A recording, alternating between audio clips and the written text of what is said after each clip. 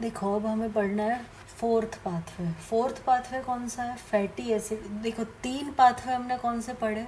तीनों 3 सिंथेसिस वाले। एक कोलेस्ट्रॉल बनाया, एक फैटी एसिड हमने बनाया एंड कीटोन बनाया। अब लास्ट पाथवे इसका है जो इसमें हमें फैटी एसिड को बनाया था उसको तोड़ना है। तो तोड़ने के बाद क्या मिलेगा? मम्मी एंड पापा। तो पापा याद है फैटी एसिड ऑक्सीडेशन वो क्या बनाता था? Acetyl coenzyme A. बाकी के जो तीनों पाथवे है हमने पढ़े वो सब एसिटाइल कोएंजाइम ए से बनते हैं। और ये तो पापा है कि वो एसिटाइल कोएंजाइम को ए को बनाता है। तो फैटी एसिड जो ऑक्सीडेशन जो है वो मेन कौन सा है? Beta oxidation. Beta oxidation 3-4 type के फैटी एसिड ऑक्सीडेशन है। मेन कॉन्सेंट्रेशन करना है बीटा ऑक्सीडेशन पे। कहाँ ये बनता है fatty acid oxidation? Beta oxidation जो है वो कहाँ बनता है? माइटोकॉन्ड्रिया में। ओके, अब इसकी साइट कहाँ है? इसकी साइट ऊपर हमने लिख दिया माइटोकॉन्ड्रिया में। अब ये किस में नहीं होता? ये एमसीक्यू आया हुआ है। ये ब्रेन में नहीं होता एंड आरबीसी में नहीं होता फैटी एसिड ऑक्सीडेशन। ओके, अब इसके 3 स्टेप्स पढ़ने। बीटा ऑक्सीडेशन जो फैटी एसिड का ऑक्सीडेशन है उसके 3 स्टेप पढ़ने। एक एक सिर्फ लाइन याद रखना है। तो 3 स्टेप में से कौन सा है? पहले फैटी एसिड को एक्टिवेट करेंगे। पहले फैटी एसिड को हम एक्टिवेट करेंगे। हमें ऑक्सीडेशन करेंगे तो क्या मिलेगा? फाइनल प्रोडक्ट हमने देखा एसिटाइल कोएंजाइम ये फाइनल प्रोडक्ट। अब यहाँ से यहाँ तक की जर्नी कहाँ कैसे ख़त्म करना है? फैटी एसिड से एसिटाइल कोएंजाइम में। तो फैटी एसिड में से क्या बनेगा? देखो एसिटाइल कोएंजाइम है एंड एसाइल कोएंजाइम है, दोनों डिफरेंस है। तो फैट एक्टिवेशन पाथवे में बनेगा एसाइल कोएंजाइम ए एंड ये एसाइल कोएंजाइम बीटा ऑक्सीडेशन इसका होके एसाइल कोएंजाइम ए में से फिर से एसिटाइल कोएंजाइम ए बनेगा। तो बीच में ट्रांसपोर्ट वाला भी क्वेश्चन आया हुआ है कि ट्रांसपोर्ट कौन कराता है? तो 2 वर्ड्स याद रखना है, कार्निटाइन शटल। Carnitine shuttle. दूसरा वर्ड क्या याद रखना है? सीपीटी, रेट लिमिटिंग, सीपीटी 1 ये उसका रेट लिमिटिंग एंजाइम है।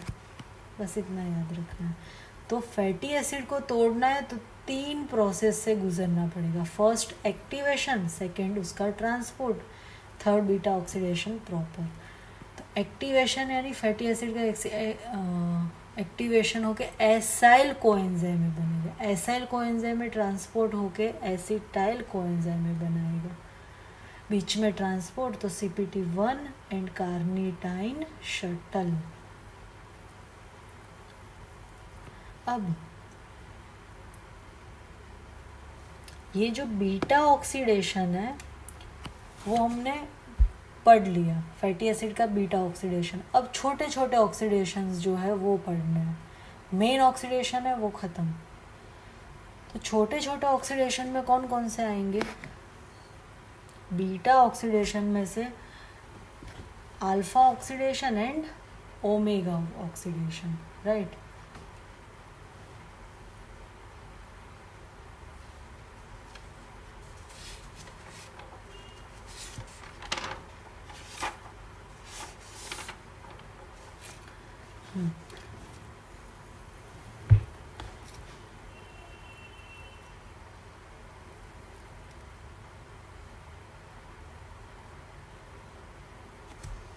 दूसरी चीज़ ये पढ़नी है कि बीटा ऑक्सीडेशन जो होता है हमारे बॉडी में, हमने जो अभी पढ़ा, उसका अगर बहुत लॉन्ग चेन्स हो फैटी एसिड की तो कौन मैनेज करता है? वैसे बीटा ऑक्सीडेशन हमने कहाँ देखा कि बीटा ऑक्सीडेशन कौन करवाता है?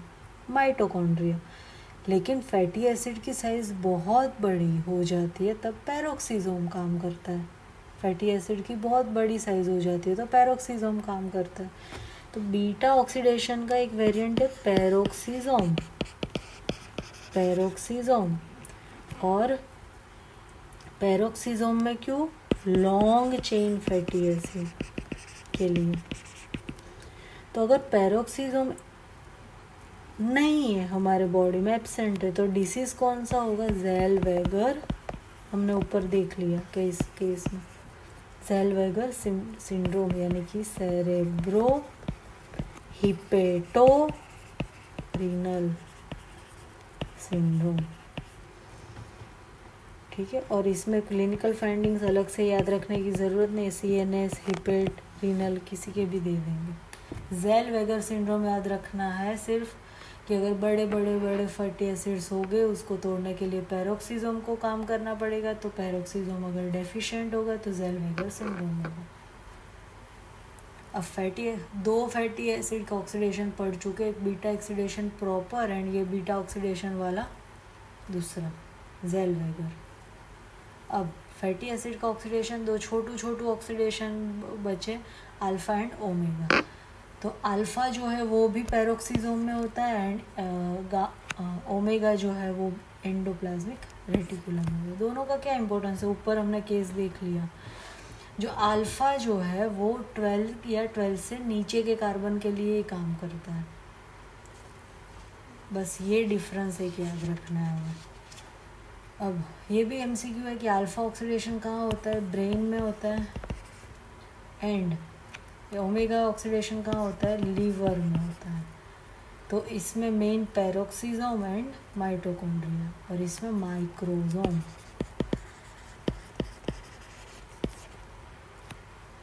इतना याद रहेगा। अब ये हम आगे देख चुके थे, तब भी मैंने बोला था कि अल्फ़ा ऑक्सीडेशन में ये टॉपिक आएगा।